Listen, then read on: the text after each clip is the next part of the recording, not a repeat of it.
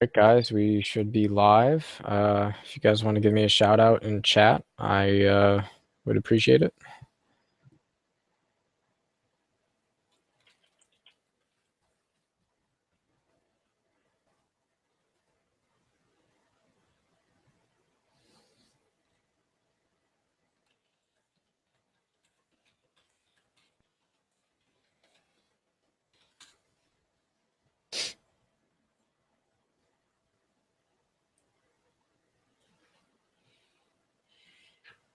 Without sound.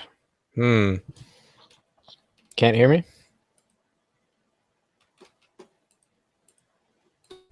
Check. 1, 2. Check.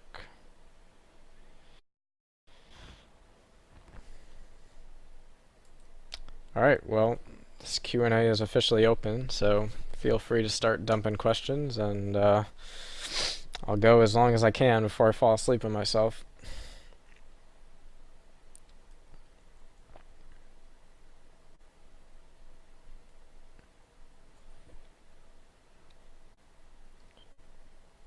Yeah, I could get the old intro. That's true. Although Jim has all those really nice pre-compiled snippets, but I may have one. Let's see if I can pull one up here, and I'll just play it for posterity's sakes.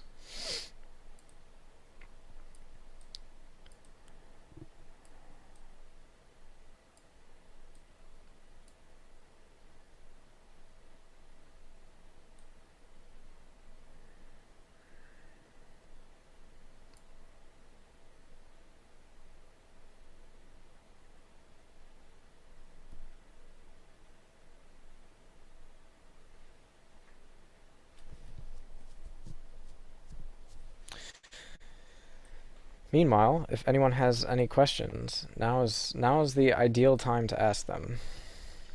It can be about anything for the most part.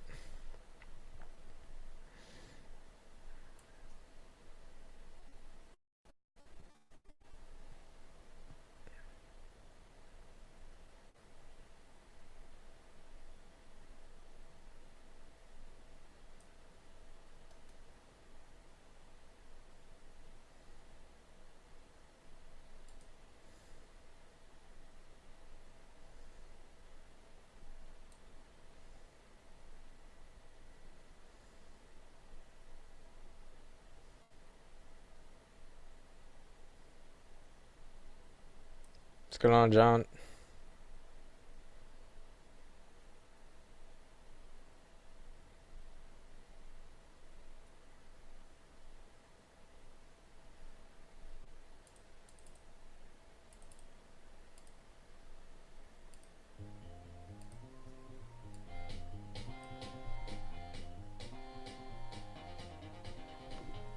Yeah, so let's take a look at that now.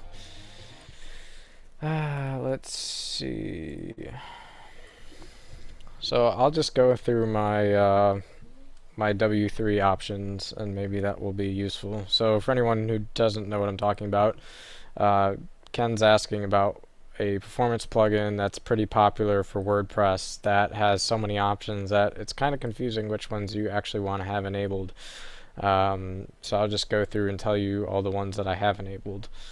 So if you're looking at the general settings menu, I have enabled the page cache, and I'm using APC, alternative PHP cache, as the caching method. If you cache it to disk, it's probably not going to be as fast, so I like the opcode way because it's all in-memory caching, which is going to be a lot faster. So that's what you want if you're trying to do performance enhancements on your caching.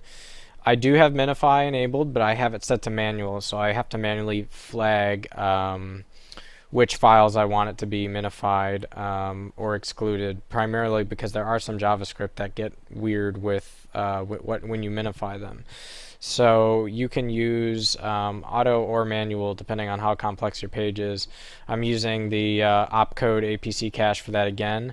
The default HTML minifier, I'm using JSMin for the JS minifier, and the default for the CSS minifier. I don't have database caching enabled, not really needed if you have a halfway decent MySQL connection. I do have the object cache that really helps with PHP, not re-executing the same thing the whole time. The browser cache I do have enabled. That gives you gzip compression and helps decrease your load, so that's good. I do not use a CDN. I found a lot of the free CDN services just end up making your site a lot slower, and they're not really worth it. And stuff like the free version of Cloudflare is just, it will just bring your site way down if you do anything kind of halfway normal with your site. So I have tested this on BIOS and have kind of confirmed that that is the case. So I stay away from stuff like Cloudflare.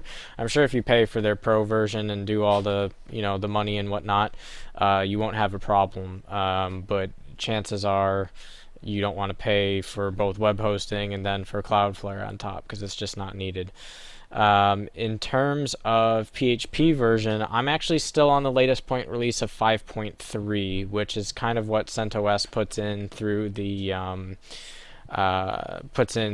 package manager. And 5.4 is also pretty stable at this point, so I have used that, but I still run most of my stuff on 5.3.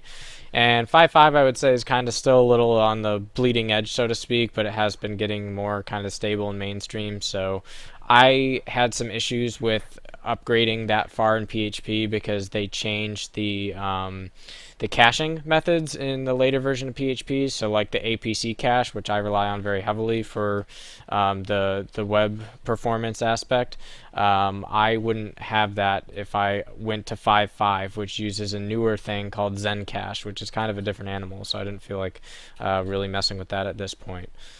Thoughts on, John asked about my thoughts about music video streaming program, etc. I am pretty much at this point a die-hard Subsonic Madsonic user, and that's primarily because I get to build my own music cloud. I get to stream live television to my dorm room or wherever I am on my phone with the HD Home Run plugin that I built.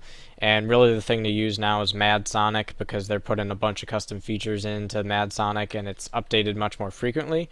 So that's where you'll find like HD Home Run supports native in that branch now with code I've added. So that's a really nice platform.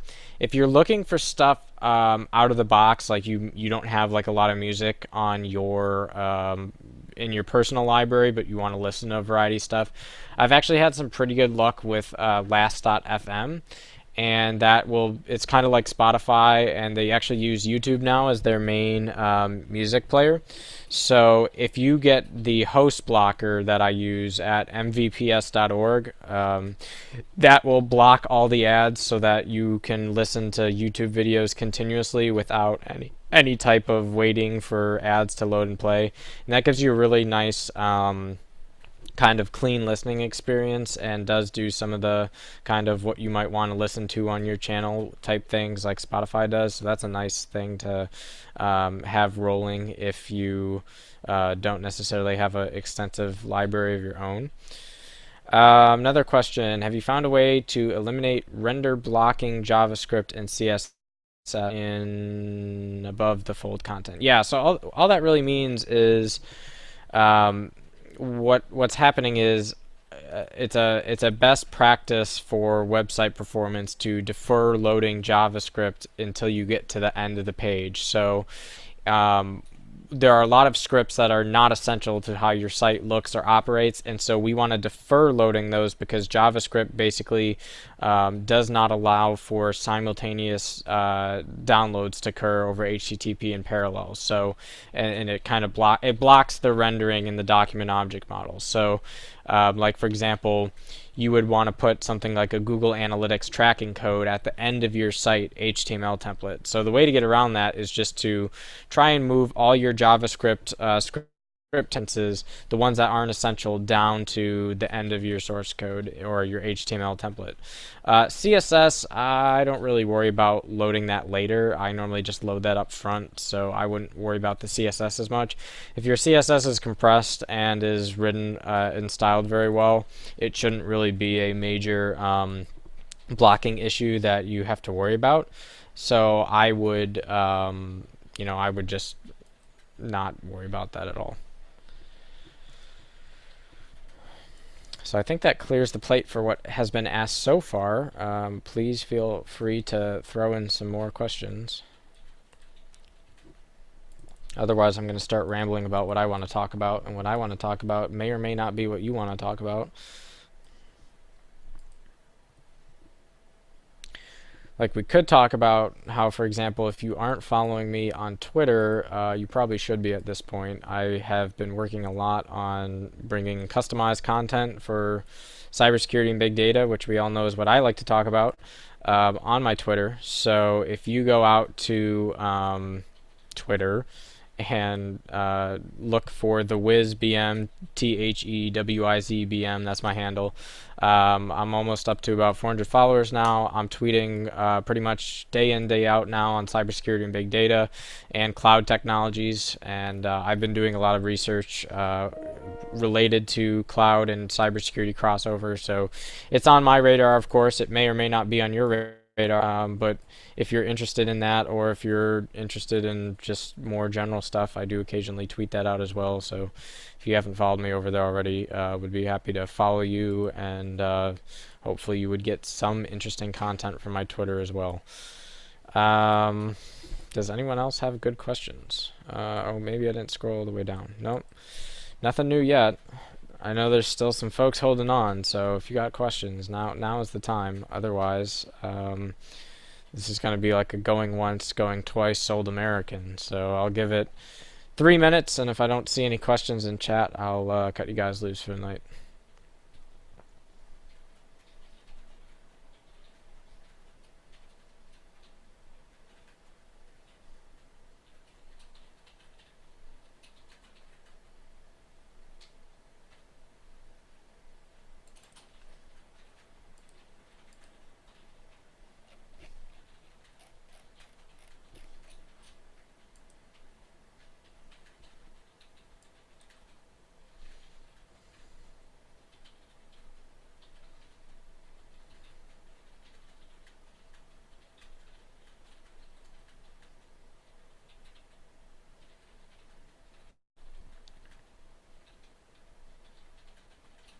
Wow, quiet audience. Are there really that little burning, desiring questions of technology on your minds? I find that fascinating. Oh, there we go. Okay, so the question is, do you know of any performance differences between the APC cache and Xcache? Yeah, Xcache is a little bit newer than APC. I liked APC because I got it the easiest, and you can also set up APC to be distributed across different computing platforms. So I kind of like APC, but that's not like a must by any means. I think Zencache, which is in PHP 5.5, is kind of the way to go. They're all pretty comparable. They perform better at different operations, but Zencache seems to be where the new bleeding edge is with PHP 5.5, so I'll just have to go with that statement for now. But I use APC, and it's worked very well, so no problems on that end.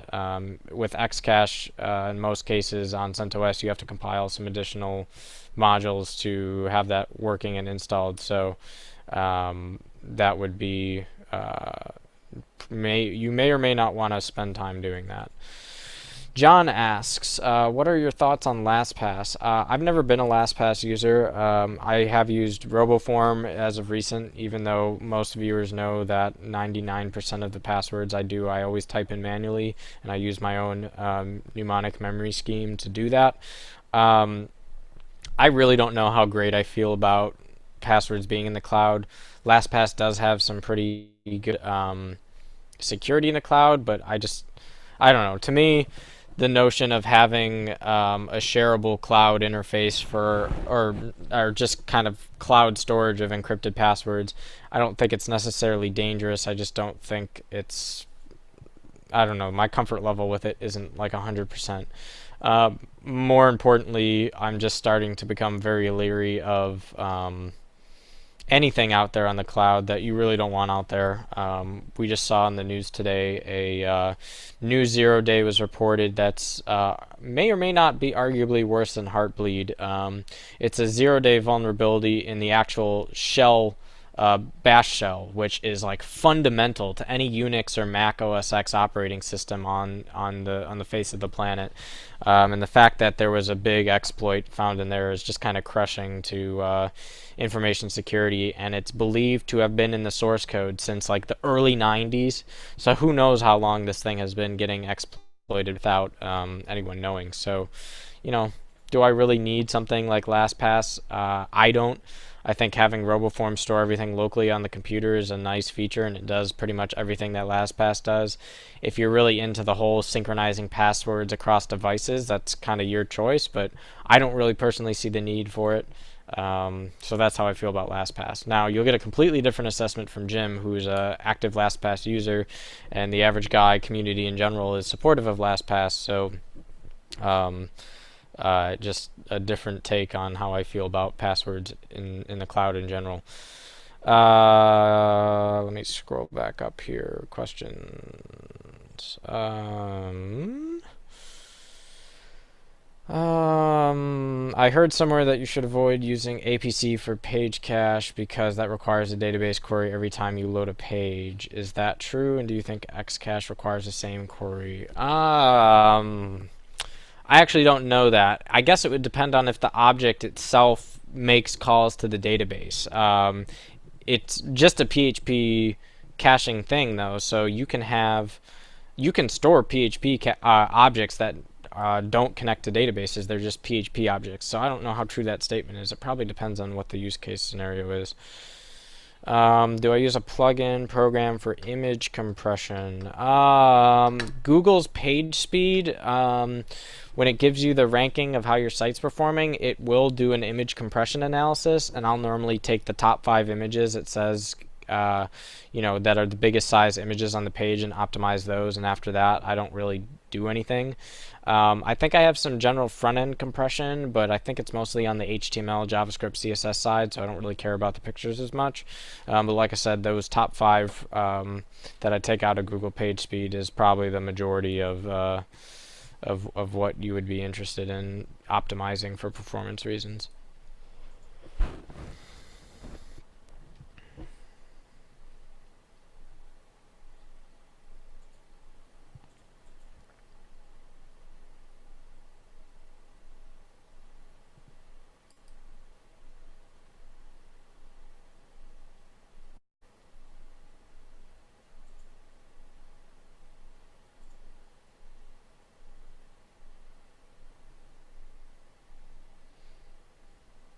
Alright, so we're coming up on a minute of inactivity here. I'm going to say if there are no questions in chat by 10:01 Eastern, which is 2 minutes from now, we will close up shop.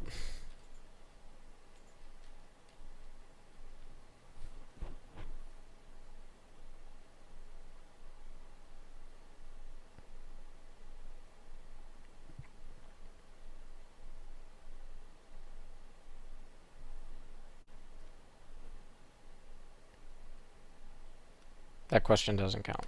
It's not a technology question. But school is fine. School is going well. What do you use to compress those images? Oh, Google automatically provides you the compressed version, so I just download it straight from the Google PageSpeed PageSpeed tool. So that's the easiest way to do it. Yeah, not a problem, John. Happy to give ideas. There's plenty of them to go around.